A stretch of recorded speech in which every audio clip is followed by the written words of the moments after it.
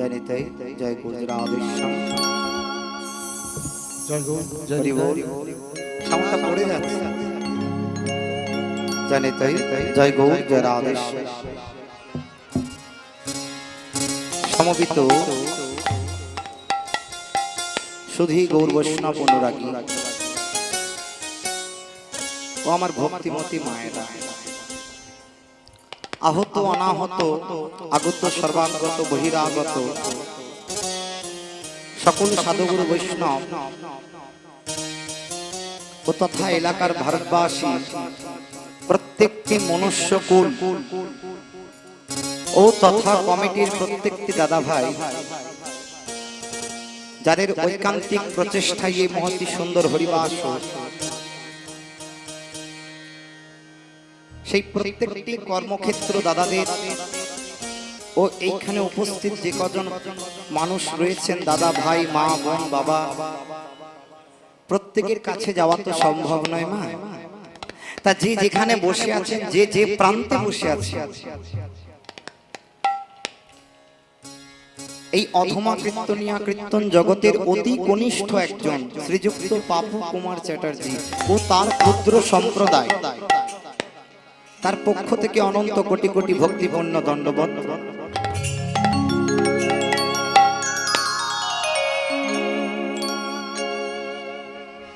তা মাগো, প্রত্যেকটি কৃষ্ণলীলা আস্বাদন করবার আগে আমাদেরকে যেতে হয় কোথায়? নদিয়া নবদ্বীপ, তাই না? কারণ নবদ্বীপের মাটিতে রয়েছে কি? যিনি কলিযুগের ভগবান, আপামর জীবকে উদ্ধার করবার জন্য যিনি এসেছিলেন, নিজে মার খেয়েছিলেন আর অপরকে হরি ভরিয়েছিলেন। ইগোটা একটু কমিও দাদা ভাই, ইগোটা। নিজে মার খেয়েছিলেন আর অপরকে নাম দিয়েছিলেন, তাহলে কত বড় ভক্ত চিন্তা করুন মা। বৈষ্ণব মহাজন বললেন, এত বড় ভক্ত না হলে কি আর ভগবান হওয়া যায়? না ভগবান না হলে কি ভক্ত হওয়া যায়? কথাটা শুনতে খারাপ, কিন্তু কথাটার মধ্যে মধু দেখুন। কি বলছে? ভগবান না হলে কি ভক্ত হওয়া যায়? আর ভক্ত না হলে কি ভগবান হওয়া যায়? তাহলে যদি সেই প্রশ্ন হয় যে ভক্ত হতে গেলে তবেই ভগবান হওয়া যায়, আর ভগবানকে বলছে তুমি ভগবান তখনই হবে যদি ভক্ত হতে চাও, এই প্রশ্নটার উত্তর লুকিয়ে আছে কোথায় মা? না, প্রশ্নটার উত্তর লুকিয়ে রয়েছে কোথায়? ওই বৃন্দাবনে, দ্বারকাতে। ভগবানে নিজে মুখে বললে, আমা হতে আমারে নাম বড়, নামে বড়, আরে নাম হতে আমার ভক্ত বড়, ভক্ত তাহলে আমার হতে আমার নাম বড়, নাম হতে আমার ভক্ত বড়। তা বলে যেমন তেমন ভক্ত নয় মা।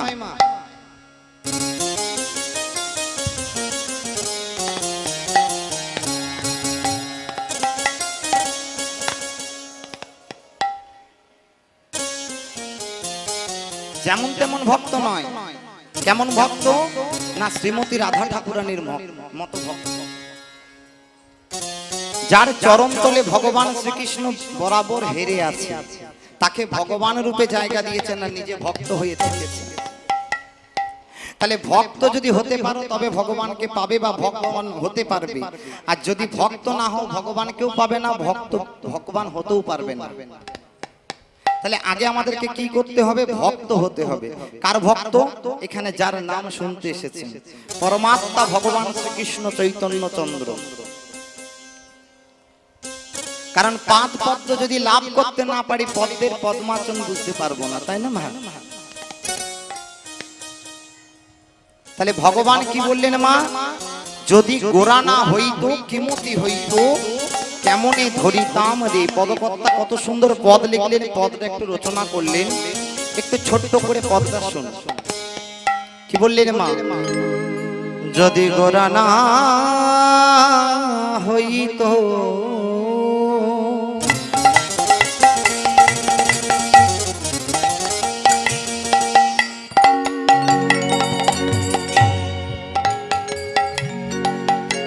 মতি হইত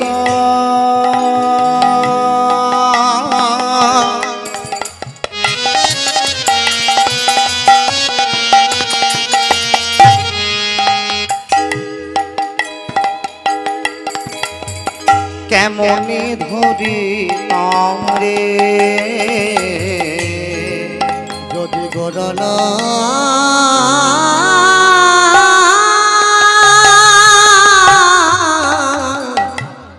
হইতো উলুধ্বনি উলুধ্বনি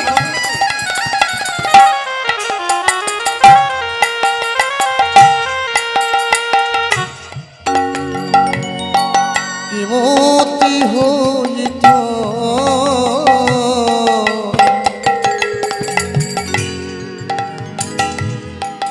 কেমনে ধরিত দে যদি গোরা না হইত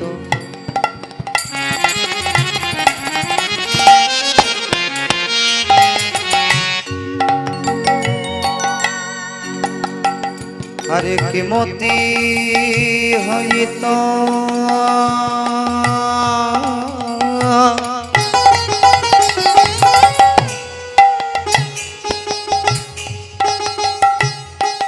কেমনে ধরি রে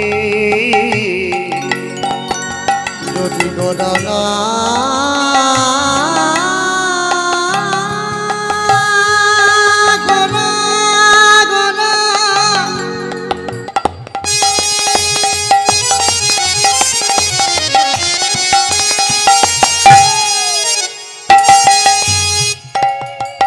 এই নদিয়ার নবদ্বীপে আমার গোরা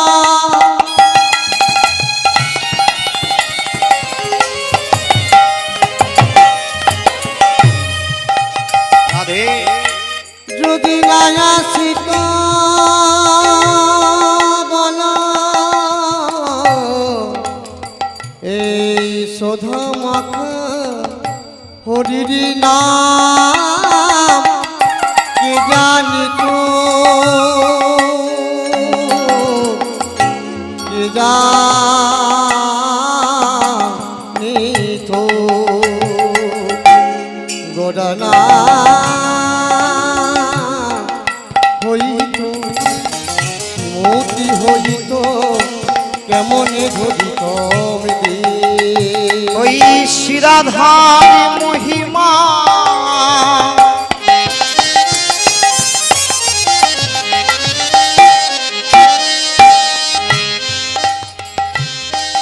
প্রেম রস সীমা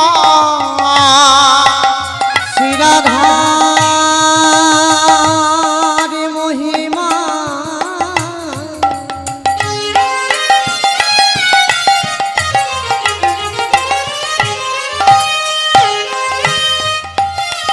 ওই না প্রেম রস সীমা কি বলছি শিরাধা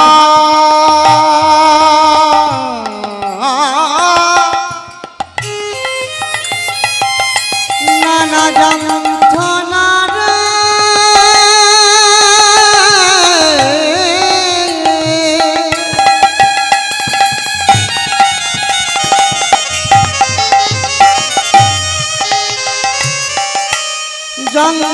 যন্ত্রণা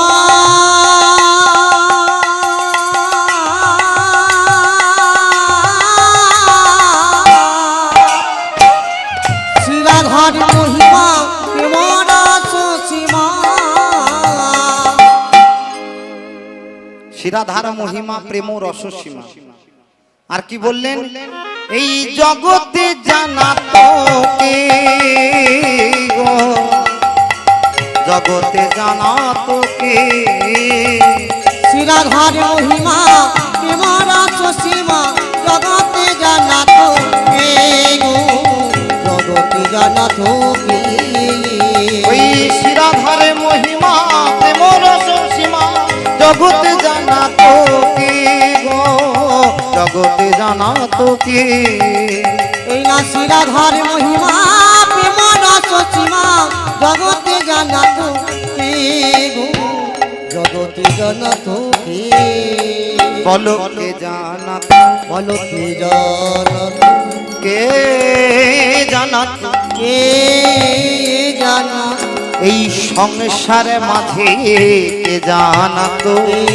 সংসার মাঝে কে জানা তো বলো বলো এই সংসারে মাঝে কে জানা তো সংসার মাঝে কে জানা তো ওই শিরাধার মহিমা প্রেম রস সীমা সংসারে মাঝে কে জানা তো শিরাধার মহিমা প্রেম রস সীমা সংসার মাঝে কে জানা তো ওই শিরাধার মহিমা প্রেম রস সীমা সংসারে মাঝে কে জানা তো এই শিরাধার মহিমা প্রেম রস সীমা যারে যাই না দেখা যাই না চেনা শিরাধার মহিমা প্রেম রস সীমা যাই না দেখা যায় না দেখা শিরাধার মহিমা প্রেম রস যাই না দেখা যায় না দেখা শিরাধার মহিমা এই সংসার মাঝে কে জানা তো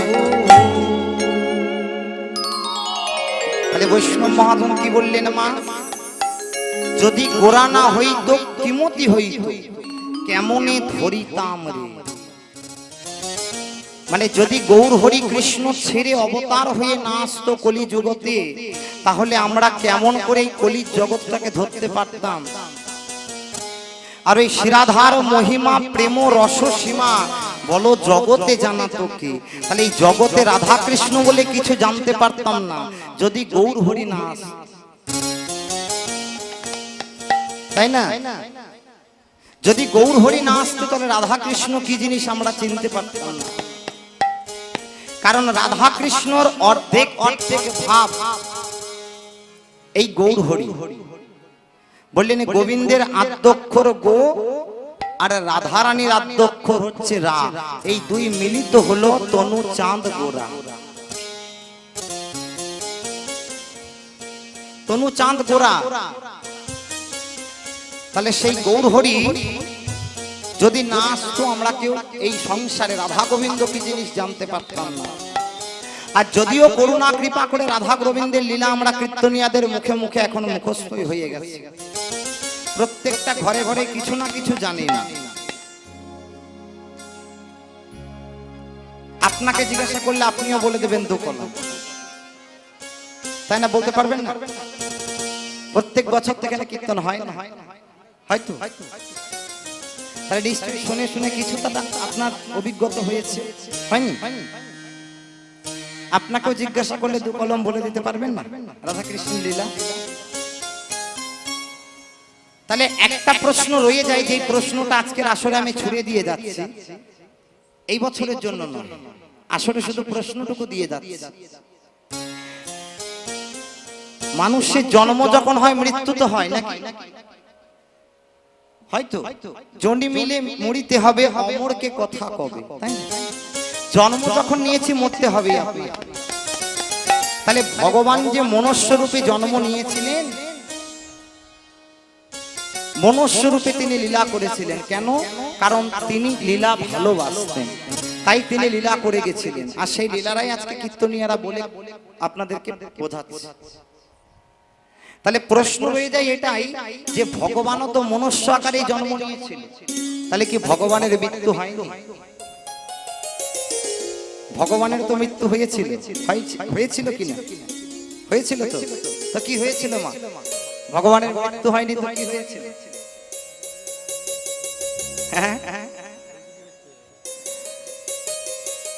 ভগবানেরও মৃত্যু হয়েছিল তবে এটা শুধু আজকের আসরে প্রশ্ন কিভাবে হয়েছিল কেন হয়েছিল সেটা বলবো না সেটা যদি গত বছর বায়না করেন তবে বলবো নচেৎ বলবো কারণ এটা হচ্ছে একটা লীলা আজকে আমরা সেই লীলাটা করব না ভগবানের যে মৃত্যু হয়েছিল সেটাও একটা লীলা এই লীলাটা আমরা আজকে করব না আজকে করব একটা গৌরাঙ্গ লীলা ভক্ত লীলা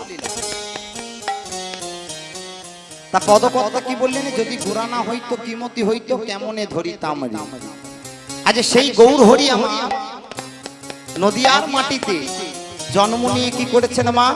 আপামর জীবকে মানে আমাদের মতো মানুষকে উদ্ধার করবার জন্য কি করছেন? পথে ঘাটে হরি নাম প্রচার করছে। আহা, হরি নাম প্রচার করছে, তার জন্য তাকে কি করতে হচ্ছে? না মার খেতে হচ্ছে। 22টা বাজারে বেত্রাঘাত খেলেন তিনি, তবু আর নাম দিতে ছাড়লেন না। কলির জীবকে ডাকলেন আর ডাকতে ডাকতে বললেন, ওরে কলির জীব, এই যে সময়টা আছে, সময় থাকতে তোমরা একবার হলেও হরি বলে নাও গো ভাই। কারণ যদি সময় চলে যায়, সেই সময়ের পরে হরি বলাটা কোনো কাজে লাগবে না।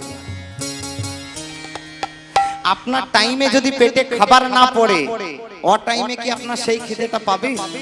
পাবে না। খিদেটা আস্তে আস্তে মরে যাবে।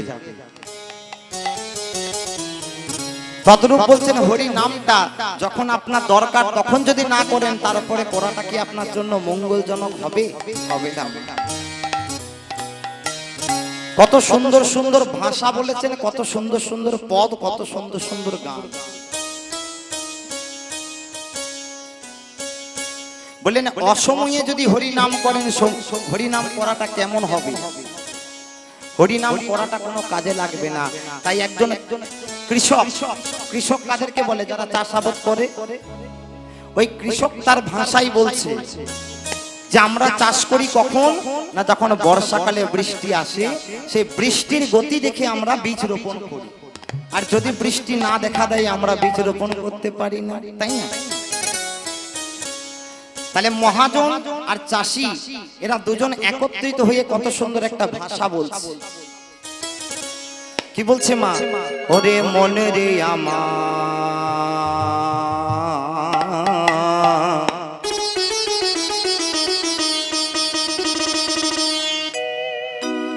সময় গেলে সাধন হবে না। খেপা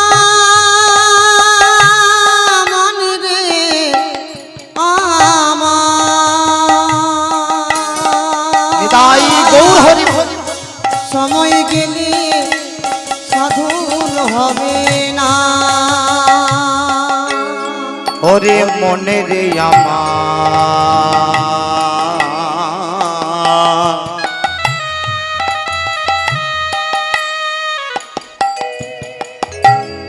সময় গেলে সাধন হবে না। ওরে মনে রে আমার, সময় গেলে সাধন হবে না। দিন থাকতে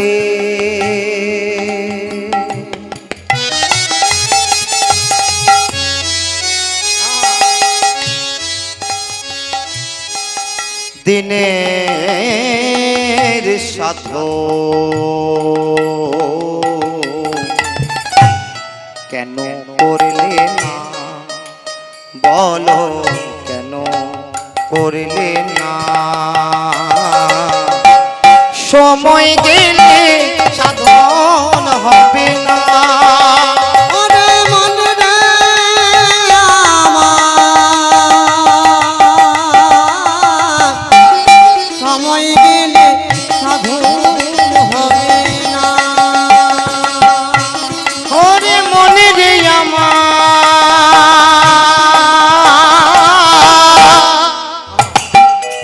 সময় গেলে সাধন হবে না। ওরে মনে রে আমার, সময় গেলে সাধন হবে না। সময় গেলে সাধন হবে না। ওই না সময় গেলে সাধন হবে না। কি বলছি? অসময়ে কৃষি কইলে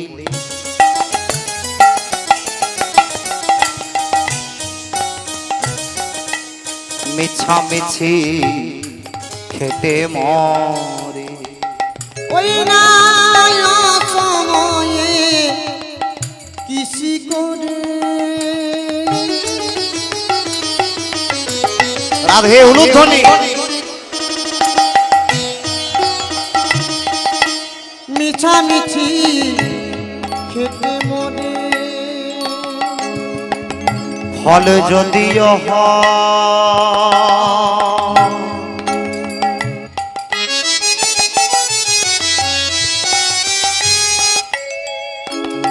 ও গো বীজের জোরে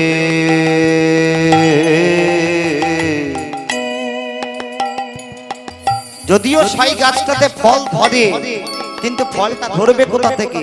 কারণ ফলের আগে তো ফুল আসে, সেই ফুল ধরে না গাছে, ফুল ধরে না। সময় গেলে সাধন হবে না। ওরে মন রে আমার, সময় গেলে সাধন হবে না। ওরে মনে রে আমার, সময় গেলে সাধন হবে না। ওরে মন রে আমার, সময় গেলে সাধন হবে না। সময় গেলে সাধন হবে না। ওই না সময় গেলে সাধন হবে না, সময় গেলে সাধন হবে না।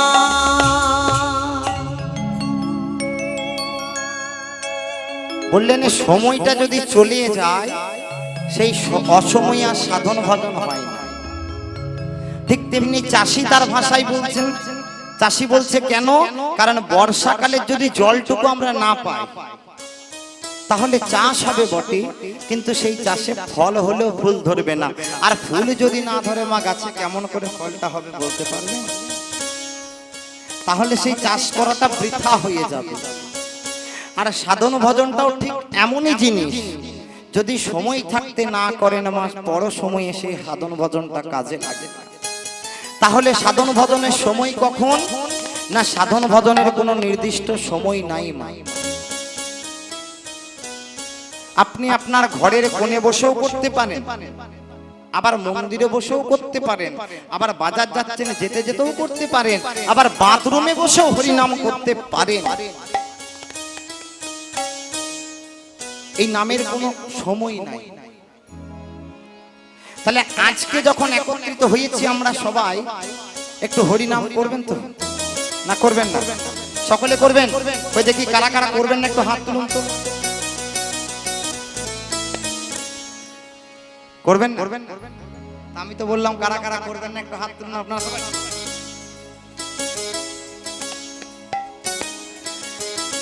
এইবারে ভালো করে শুনুন আগে, তাহলে আমি এর থেকে বুঝতে পারলাম যে আপনাদের কীর্তনের দিকে ধ্যানটা নাই, ধ্যানটা আছে আপনাদের ঘরের দিকে। হরি বল, হরি বল। তা সকলে মিলে এবার একটু হরিনাম করবো, কারা কারা করবেন একটু হাত তুলুন তো দেখি।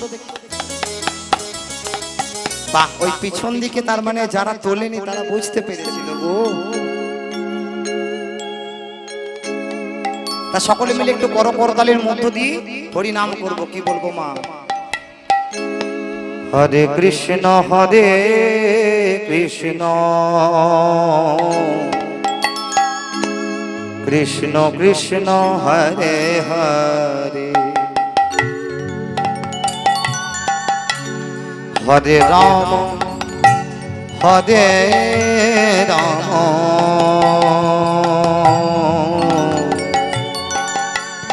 রাম রাম হরে হরে। সবাই মিলে হরে কৃষ্ণ হরে কৃষ্ণ, কৃষ্ণ কৃষ্ণ হরে হরে, হরে রাম হরে রাম, রাম রাম হরে হরে। একটু খোল করতালটা বন্ধ থাকো, সবাই মিলে একটু মুখে বলে বলে।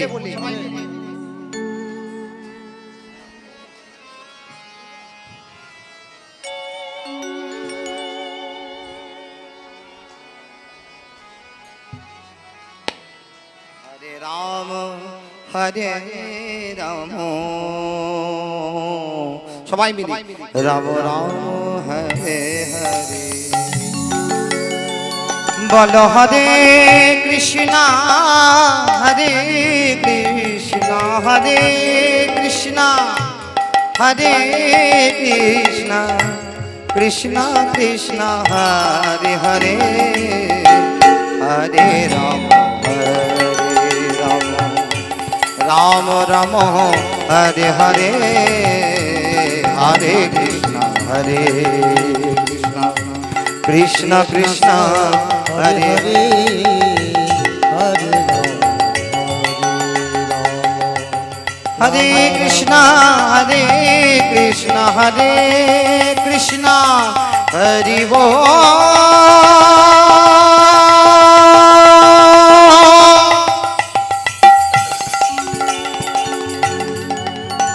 হরি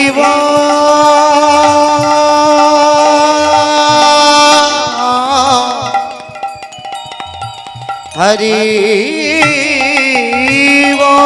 জয় জয় রাধেশ্যাম বাবা বাবা ঠিক তেমনি খুব সুন্দর হরি নাম করেছি। এবার একটু আমরা আস্তে আস্তে লীলার দিকে যাই, তাই না? তাহলে এবার কি হয়েছে মা, এই যে মহাপ্রভু আমার নদিয়া নবদ্বীপে তিনি নাম করতেন, নামটা কোথায় শুরু করেছিলেন? তিনি যে হরি নাম করতেন, হরি নামটা কোথায় শুরু করেছিলেন? না শ্রীবাসের আঙ্গিনায়। শ্রীবাসের আঙ্গিনায় এক বৎসর যাবৎ হরি নাম শুরু করেছিলেন। তিনি সংকল্প ব্রত ধারণ করেছিলেন। তাহলে এখানে প্রশ্ন জাগতে পারে যে পৃথিবীতে এত এত গ্রাম রয়েছে, এত এত দেশ বিদেশ রয়েছে, তবু মহাপ্রভু কেন শ্রীবাসের আঙ্গিনায় হরি নাম করত? কেন করত মা? কারণ ভাষা বুঝতে হবে, আগেই বলেছি। বললেন কি শ্রীবাস, শ্রী কথার অর্থ কি? সুন্দর, আর বাস কথার অর্থ ভবন। তাহলে যার বাসস্থানটা এত সুন্দর, সেই সুন্দর বাসস্থানে না গিয়ে কি মহাপ্রভু আমার থাকতে পারে গো? তা সেই শ্রীবাসের আঙ্গিনায় মহাপ্রভু আমার কি করলেন? এক বৎসর যাবৎ হরিনাম সংকল্প ব্রত ধারণ করলেন। প্রত্যেক দিনই সন্ধ্যাবেলা হলে মহাপ্রভু আমার ভক্ত পারিষদগণকে সাথে নিয়ে ওই শ্রীবাসের আঙ্গিনায় যাই হরিনাম করতে। শ্রীবাসের আঙ্গিনায় শ্রীবাসের বউ, শ্রীবাসের ছেলে প্রত্যেকেই হরিনাম করে।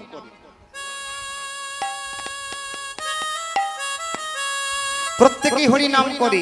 কিন্তু আজ কি হয়েছে একটু লক্ষ্য করে দেখুন না। শ্রীবাস তার স্ত্রী মালিনী দেবী, শ্রীবাসের স্ত্রীর নাম হচ্ছে মালিনী।